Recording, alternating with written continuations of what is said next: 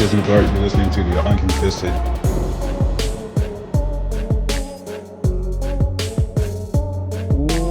What is up, Thunder fans, and welcome to the Uncontested Post-Game Podcast Edition. I am your host for tonight, Taylor Peterson.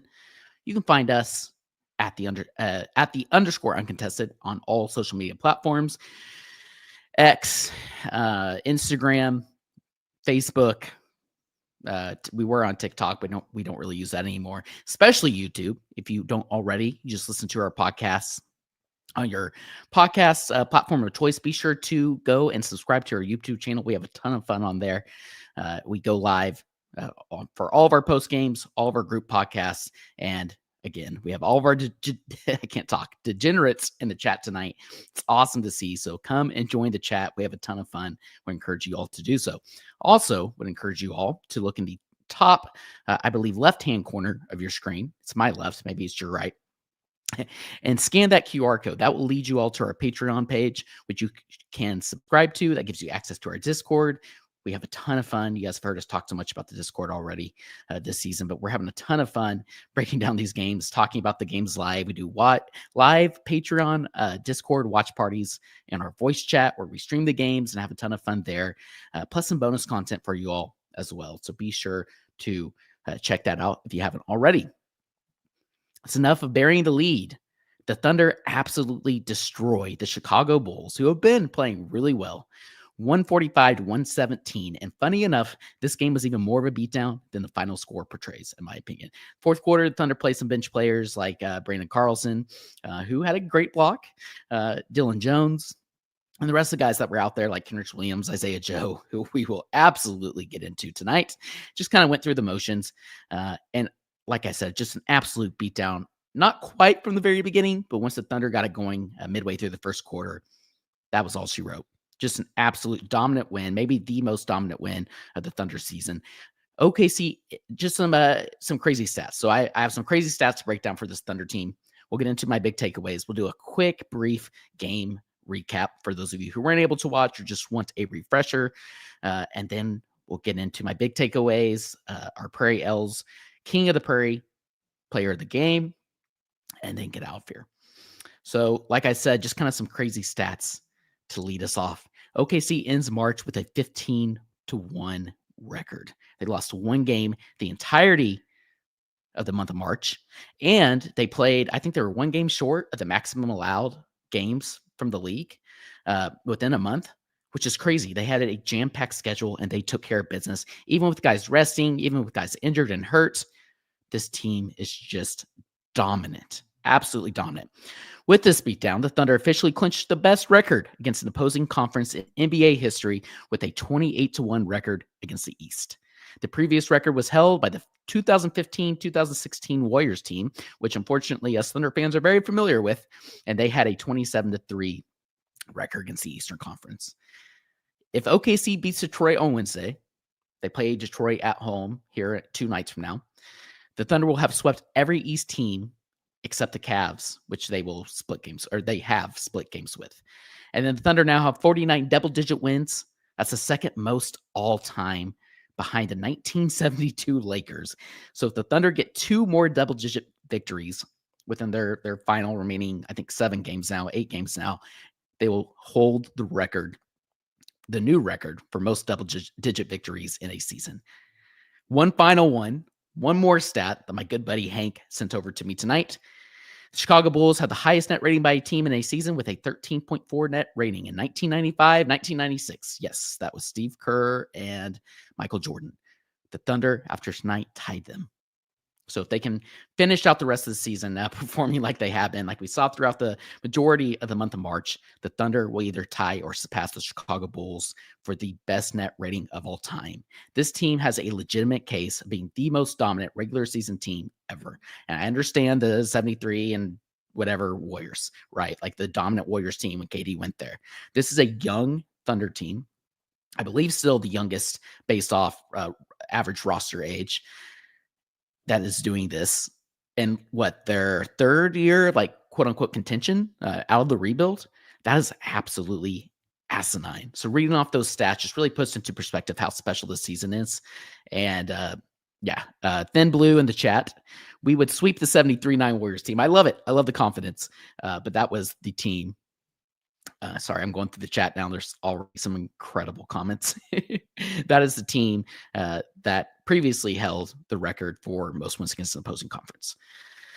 One more thing I didn't mention, I guess, was our new shirts. Shout out Justin for just with another absolute banger. We dropped our Nick Gallo post-game interview shirts, which have been flying off the shelves. Be sure to go and check those out if you haven't already. J-Dub's already wearing some of the fan-made shirts. We saw that today during his warm-ups. So we're going to be sure to send one over to J-Dub, and hopefully he wears it to warm up like he did last year for our Thunder Dogs shirt. That'd be really cool. My big takeaways from tonight: the Thunder's red hot three-point shooting, obviously, has to lead all of these. The Thunder's suffocating defense. Shai, the distributor. Not a huge scoring night from Shai through three quarters, but he absolutely was dealing and played an incredible all-around game only through three quarters. Aggressive J-Dub from the very beginning. He's really kind of rounding into form now after his hip injury, or sorry, his whatever injury. He's kind of had multiple injuries, and I just immediately go to hips because it seems like every Thunder player on this team has had a hip injury this season. We'll talk about Chet's struggles briefly. He didn't have a great game tonight. Was maybe one of the only Thunder players who did not. And Isaiah Joe stays red hot will be my final takeaway. Can't wait to get into that. So now going through a brief game breakdown, some pregame notes.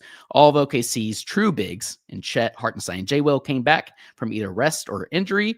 All three of those, like I mentioned, due to being hip injuries. Chet was resting the other night due to that hip injury. Obviously, he sustained earlier in the season. And then both J. Will and Ihart had tweaked their hips here over the past week. So it was great to basically have a fully healthy team outside of Aaron Wiggins, who is still out with Achilles tendonitis. And then obviously the long-standing season-long injuries that we've had with AJ Mitchell and Nikola Topic. Thunder started the double big lineup tonight. This was only their 11th game this season to start the double big lineup with Shai, Dub, and Dort. And it looked pretty good outside of a slow start. And the Bulls entered this game, like I mentioned, red hot. 9 of 3 of their last 12. They were playing fantastic. Obviously, they beat the Lakers, I believe, twice in the past week or so. Obviously, headlined by that Josh Giddey buzzer beater from half court, which was awesome. The Bulls have been playing really good basketball, just like the Pacers were a couple nights ago. And guess what? When you play this Thunder team, does not matter. First quarter, Hartenstein's first game in a long time without a mask. No more masks for iHeart. That is great to see. I'm sure he's enjoying that. But just to show you how much he's been getting beat up, even with the mask, he still had a little bit of a black eye, I believe, under his left eye. But that was great to see. And iHeart seemed to perform better.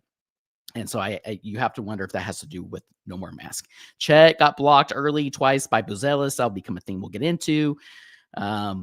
I thought Chet really struggled on both ends in that first quarter. J. Will and Isaiah Joe immediately came in after another Chet mistake there for the double bigs midway through the first. And immediately I thought of something that I alluded to on last night's group podcast on Sunday, where we talked about the double big lineup being deployed with the second unit when Shai's sitting and how much success they've had recently. We saw that yet again tonight, and that's exactly what happened. Kaysen and Kendricks came in with Shai still on the court, and they just absolutely turned up the intensity. It was at this point of the game the Thunder just didn't look back. Joe hits 2 threes. That would obviously continue. Gets a nice mid-range step back after an incredible pass from Kaysen Wallace, threading the ball through 2 defenders to a cutting Joe down the lane. Kaysen has just been fantastic as well. Even if he didn't have the flashiest stat line tonight, he played just another incredible Kaysen game. Joe missed his next 3, then drilled the next one, put the Thunder up 11 after 1, 28-19 after one quarter against Chicago. The Thunder were shooting great. Shai had 8 points. Joe had 11. Second quarter, Mark once again deploys the double big lineups with the second unit, which I really liked. It was with Dub, Kaysen, and Caruso. And then Dub just started to take over. He had 15 points with 7:41 left in the half. Chet got blocked by Buzelis a third time. Not great. I thought Cage brought up a really good point. Michael Cage on the broadcast, he mentioned that he's not really elevating as much. And you have to wonder if that has something to do with the hip, but he also just looked gassed. And we'll obviously get into that. Just complete domination at this point. Joe hits a 3. Ihart has a nasty pass between 2 defenders to Lou for a layup, a steal, and another Joe layup. And per the broadcast, at this point, tonight's game was the 44th game. The Thunder have led at some point by 20 or more points. That is 60% of all of the Thunder's games this season. That's insane. Then a barrage of threes. Shai 3, Lou 3, Isaiah Joe had another 3, ends the half 5 of 7 from 3, which is crazy because he was 5 of 7 from 3 against the Indiana Pacers the other night. We thought he had a great game. The Thunder led 74-40 at half. Their defense was just suffocating. We'll get into more of those stats. We'll talk about the third quarter because there's more to talk about. But in the fourth quarter, I mean, we can pretty much kind of skim through that. Third quarter, honestly, was just more domination. Imagine that. Shai with a nasty pass between two defenders to a cutting dub. I keep using that term, but there were some incredible passes tonight from all of these players. They were just playing on a string. It was incredible. We had a dub 3, a Lou 3, a Shai 3, and a drive to the rim to get him to his 68th straight game of 20-plus points. He also got up to 10 assists during the stretch, which I'll dive into here more in a bit. With about 1:40 left in the third quarter, Mark Daignault had what we call a hockey substitution, which means you completely substitute out the entire 5 players on the floor for another 5. And at this point, it was really cool. Right before this, J-Dub, Sweet Caroline was playing over the stadium, and everybody was getting into it. And you could see there's a video of J-Dub singing along. And then right after, everybody gets subbed out. The starters get subbed out at least. Dub, before he leaves the court, salute to the OKC Thunder fans. Just chills. This team knows they're dominant. They're having fun. Just scary, scary stuff if you're an opposing team watching this. Isaiah Joe again is what I have in my notes. And the Thunder led the Bulls 114-74 at the end of 3 quarters. Just insane. 60% from the floor at that point, 18-29 from 3, 10-12 from the free throw line, 30 assists, and 10 forced turnovers for OKC. Fourth quarter, my notes here are meh. Because Isaiah Joe had a couple more shots, which was awesome. We'll talk about his big night. But outside of that, the Thunder were just kind of coasting. Obviously, the starters no longer were playing. Kenrich Williams and Isaiah Joe, Cason Wallace all got some burn there in the fourth with Brandon Carlson and Dylan Jones, which is good. I think that's really good for all of them. But it also shows you like the injuries that this Thunder team have had. There's been so many opportunities for a player like an Ousmane Dieng to really get great burn here over these last handful of games. And unfortunately, he's still been out and still been hurt. And so they really had no choice than to play some of those guys like Kenrich Williams and Cason Wallace, because that's just kind of where the Thunder find themselves right now, and just completely dominated. Good time now to get into Smooth's dropping some more Kendrick. I'm in Thunder basketball more mode. Kendrick Lamar references here in the chat.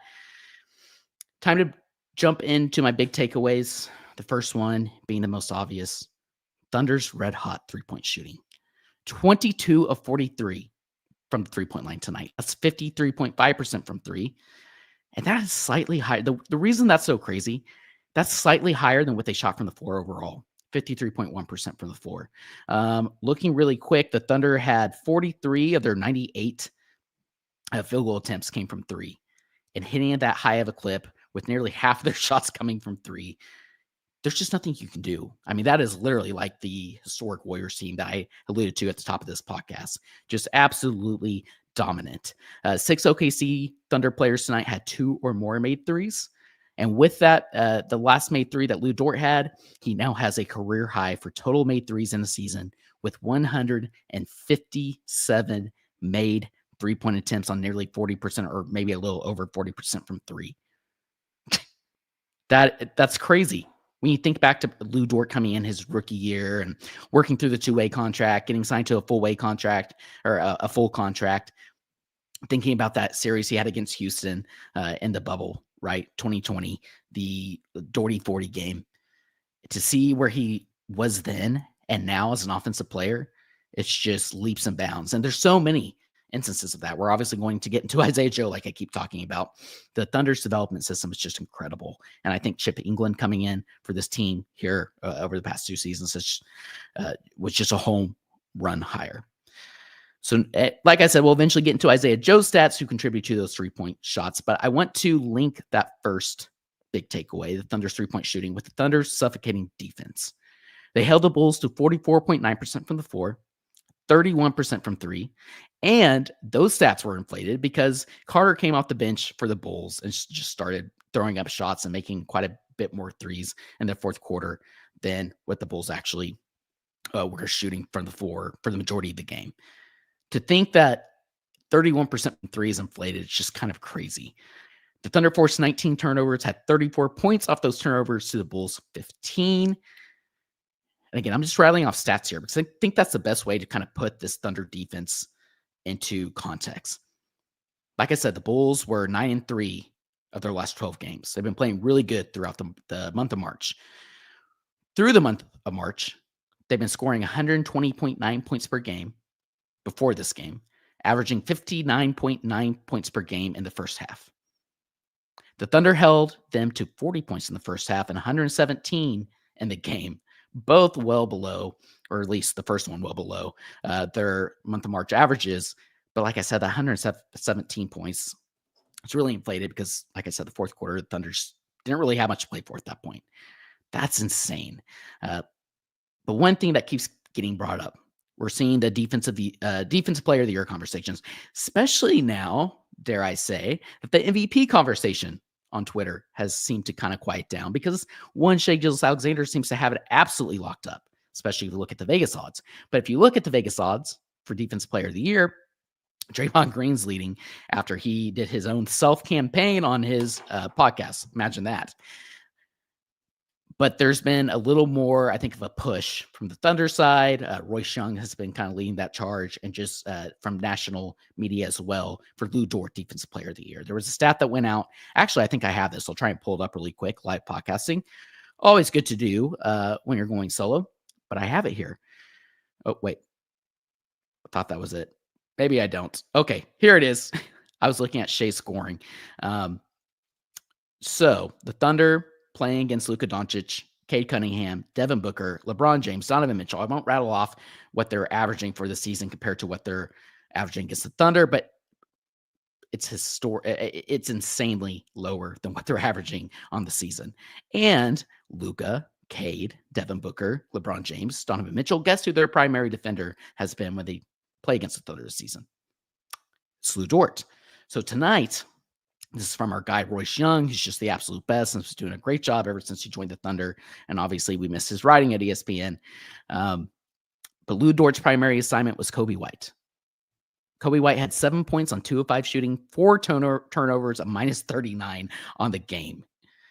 Just absolutely insane. Kobe White came in averaging 20.4 points per game and 29.1 points per game in the month of March. Just absolute lockdown. I think Mark Daigneault had a quote post-game talking about how great the Thunder's collective defensive effort was as a team against the Bulls tonight and how well they played. But he made a point to say that's largely led by Lou Dort, the head of the snake on the defensive end of the floor, who just completely shut down Kobe White. And that was great to see. So the reason I wanted to kind of do these two big takeaways back to back, the Thunder's 3-point shooting, the Thunder's defense.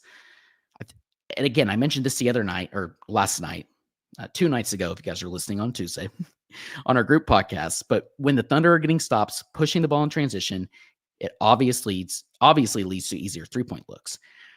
But we've seen recently, both in stretches during games like the Memphis game last Thursday, the Pacers game a couple nights ago, when they are making those shots and getting those stops, they're basically dominant and essentially unbeatable because they're hitting from outside, they're pushing the pace in transition, they're getting the stops on defense. And next thing you know, you go from like a single-digit lead or the Thunder are down a couple of points to a Thunder 20-point lead in a matter of minutes. And tonight was one of those, I don't want to say few games, but one of those handful of games where we saw the Thunder be able to do that basically for the entirety of the game. And that is just incredibly impressive. And is why I think the whole narrative about the Thunder being too young and playoff inexperience outside of last year, I think it's just absolute. It doesn't matter. It doesn't matter because this Thunder team can just flip that switch when it matters. And they're going to have games when healthy where they can do this basically for an entirety of a game. And that's just absolutely crazy. I'm going quickly through the chat before I move on. Smoot said, remember earlier this season when we said, just wait until this team hits their threes. That's exactly right, Smoot. You always joked, you were in the chat joking around with us, and we would say, just wait until this team has Chet, or just wait until this team has a double big lineup. Just wait until this team's healthy and Caruso's back, right? we're seeing all of that. And just like you said, just wait until his team hits their threes. That is what we're seeing here down the stretch. And I'll talk more about that when we talk about Isaiah Joe. Next big takeaway, though, I want to talk about is Shai the distributor. It wasn't Shai's biggest scoring night, but I thought maybe one of his most impactful in a while because he did so many things for this team. All the Shai haters, the pro Jokic MVP voters or MVP pro Jokic fans want to talk about Shai just scoring, not doing much else to impact the game outside of maybe his defense. Well, tonight, 27 points on 9 of 14 shooting, but had 12 assists, 2 of 2 from 3, only 7 of 7 from the free throw line, had 2 blocks and only 2 turnovers. He was incredible. He was a plus 29 on the night, which, if I look really quickly, that pretty clearly led the Thunder. Going back to my notes, this is his 21st straight game with at least 5 assists. I think I mentioned that earlier when I was going through the game breakdown. He's doing so much at a high level. One thing that I love, one thing that was interesting about tonight is the Bulls deployed zone against the Thunder. We saw the 2-3 zone quite a bit. And we've seen teams here, over the past couple of months have a little bit of success with that. The Timberwolves, I think even the Wizards deployed it and kind of like gave Shai some troubles. But the thing about the Nuggets, but the thing about the Bulls is they don't have the defenders to be able to use that zone to blitz Shai at the point of attack and to be able to trap him. And they have like Josh Giddey running over trying to trap Shai. And Josh has been awesome. I don't need to get into all that about how happy we are for Josh this season and how well he's been playing, and how he didn't play quite as well tonight. All of that being said, we know the kind of defender Josh Giddey is. They don't have the defenders to be able to do that to Shai, and Shai just absolutely picked them apart. Whether it was finding Ihart in the middle of the lane. I don't even have Ihart here in my mentions, but I thought Ihart had a great game. Or whether it was finding somebody at the three-point line for a wide open shot. Shai was making the right read every single time. Had some absolute dimes tonight, both in transition and in the half court when he was being attacked at the point of attack at the top of the key due to that zone. And I thought Shai just had an incredible game. By the way, stop me if you've heard this before, but all those stats I just rattled off was all through 3 quarters because Shai did not play the fourth. Crazy. Moving on to another player who did not play the fourth quarter, but had an incredible stat line. Aggressive J-Dub is my next big takeaway. 23 points, 4 rebounds, 3 assists, 9 of 15 from the floor. The big thing for me is the 4 of 7 from 3. He had 2 steals. He had 3 turnovers, but Dub just had another fantastic game. It really feels like he's kind of rounding into form after coming back from that hip injury or I keep saying hip injury out of habit, whatever injury he was battling. I think it was a hip. But Dub comes back, and he's, like I said, the past handful of games he's had has just been incredible. Kind of like this Thunder team, right? The past couple of games, we saw the Thunder just kind of in spurts be able to get up on teams by 20 and lock in defensively, and that was the game. We've seen Dub do that over the past handful of games. In the third quarters and the fourth quarters just kind of take over. It was the third quarter against the Pacers, for example, where he played so well. Tonight, what I love so much was Dub did that from the very beginning of the game. He was extremely aggressive, driving to the rim. That allowed him to get to the free throw line there early. That allowed him to the Bulls' rim defense is just absolutely terrible. And Dub and Shai took advantage of that all night. Not only that led to him getting open looks from 3, which he drilled. And I just thought it was a great all-round overall Dub game. It's great to see him rounding into form. He played great defense yet again. Just not enough to say about how great Dub was tonight as well. Getting into a negative takeaway tonight. All these have been very positive, and for obvious reasons. This Thunder team is playing so well and just had a dominant and historic victory. But Chet struggles tonight. Wasn't his best game on either side of the floor. That started in the first quarter and kind of continued throughout the game. Thought he played a little better in the third quarter, but it just seems to me that that Chet is not quite 110%. Both from conditioning, maybe he's still feeling that hip a little bit, still a little sore. He's not quite exploding to the basket on his shots like we typically have seen. I mean, the third quarter, he had an incredible pass. He was scoring a little more and moving off ball well, and Shai found him for a couple of buckets. But as a whole, I thought Chet was really the one player who kind of struggled tonight. That's not a bad thing. That's not something I'm necessarily worried about long term. But 5 points, 6 rebounds, 3 assists, 2 of 7 from the floor, 1 of 2 from 3 in 25 minutes. He had 2 fouls, 0 steals, and 0 blocks, which is very uncharacteristic for Chet. But like I mentioned, I believe he got blocked 3 times by Buzelis, and I think the 4th one was a takeaway. The rookie Buzelis just kind of got the best of him this game, honestly, even with the injury that he had and coming back from that, there have been very few games this season, obviously last year, where somebody gets the best of Chet like that.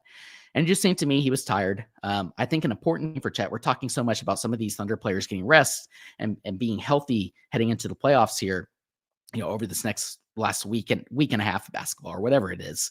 But for Chet, I almost wonder if he needs to be out there, get his legs under him.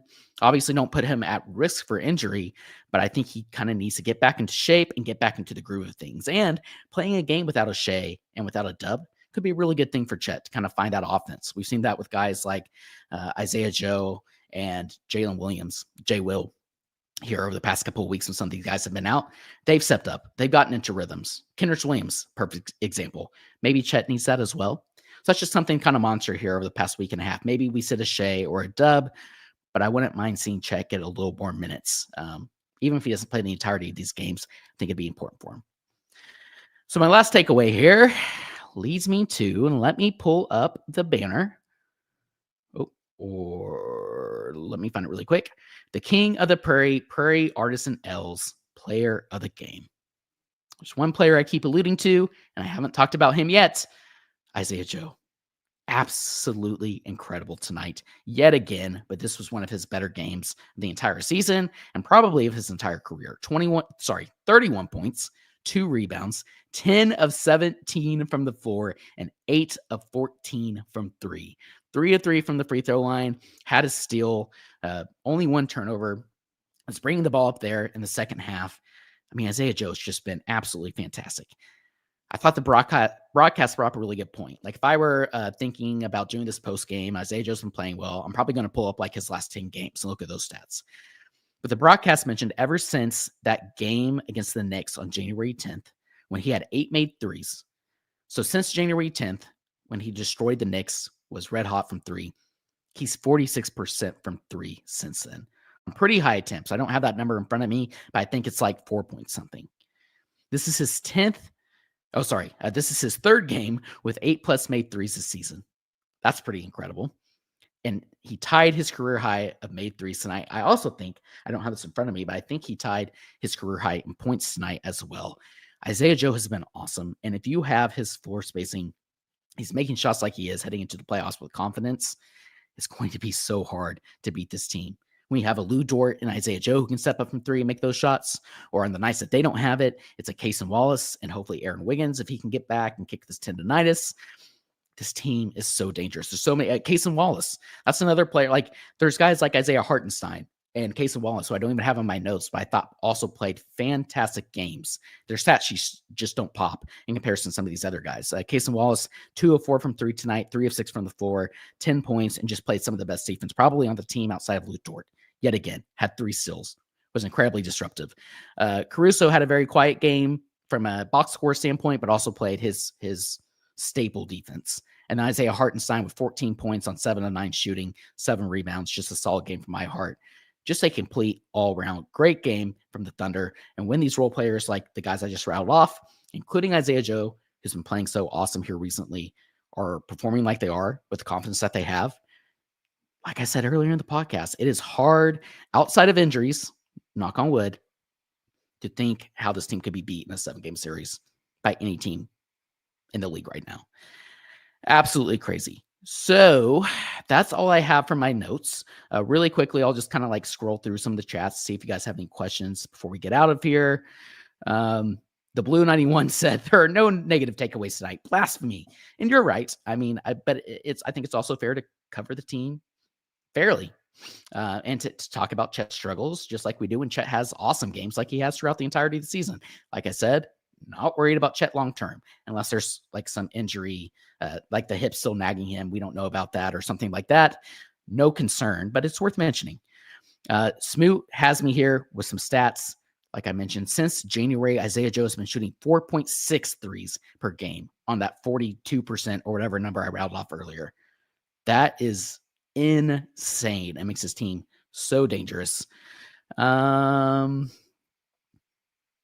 see. Thin Blue also says we could legit get a 70-win season plus a Shai MVP, a championship, and Shai Finals MVP. That would be historic. Yes, the Thunder will have to win out in order to do that. That could be a little tough if they're resting players down the stretch, especially when they have like a back-to-back against the Lakers. And I think if the Lakers lose one of those, especially that first one, they'll kind of be out for revenge the second one. I could see Shai sitting that second game against the Lakers coming up here at the end of the week. But you're exactly right. Yeah, just a lot of great comments. Nick Jordan giving me props. He likes to give me trouble in the chat, but he is enjoying my play-by-play. I appreciate that, Nick, and we appreciate you always being in the chat. Longtime listener. Yeah, I think that's pretty much it. You guys, per usual, had incredible comments. Not a lot of questions. Been going 31 minutes talking about like basically a 40-point beatdown. So let's go ahead and get out of here. Coming up, the Thunder have the Pistons at home on Wednesday on national TV. I believe that's an ESPN game. They have the Rockets in Houston on Friday. They go back on the road. Then they come home for their last two games of the season. And like I mentioned, I think it's a Sunday and a Tuesday home-and-home baseball series type two games against the Lakers before they end the season on the road on a 3-game road stretch. So stay locked in. Here at The Uncontested, we'll have you covered for all of it. We're having an absolute blast. Like I said, highly encourage you all to go buy the Nick Gallo shirts. Go and join the Patreon before the playoffs. We're going to have some Patreon watch parties, obviously going throughout the end of this regular season into the playoffs as well. And then we'll also be doing some live watch parties, hopefully a couple of them during the playoffs. Not to mention being there out Scissortail Park for the playoffs when we're doing the whole Thunder Alley. Just so much excitement, so much to be excited about being a Thunder fan, so much ahead. And like I said, stay tuned. We'll have you covered for it all here at The Uncontested. Thank you all again for tuning in. And as always, and until next time, which is 2 nights from now, Wednesday night, Thunder up.